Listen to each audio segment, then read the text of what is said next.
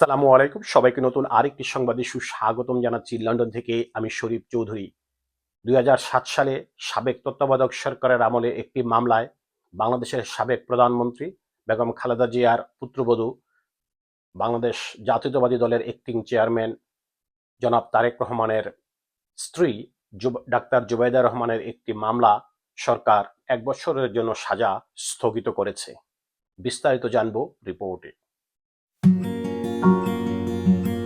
সাবেক তত্ত্বাবধায়ক সরকারের সময় ২০০৭ সালের কাফরুল থানায় একটি মামলায় বিএনপির ভারপ্রাপ্ত চেয়ারম্যান তারেক রহমানের স্ত্রী ডক্টর জুবাইদা রহমানকে দেওয়া আদালতের দণ্ডাদেশ স্থগিত করেছে সরকার। স্বরাষ্ট্র মন্ত্রণালয়ের সুরক্ষা সেবা বিভাগের উপসচিব মোহাম্মদ আবু সাইদ মোল্লা সই করা এক প্রজ্ঞাপনে এই স্থগিতাদেশ জারি করা হয়।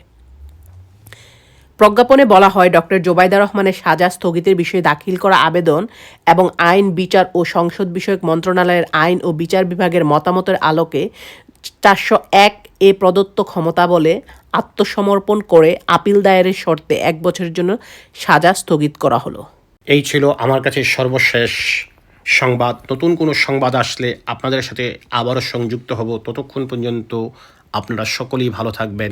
সকলের জন্য নিরন্তর ভালোবাসা। আল্লাহ হাফেজ।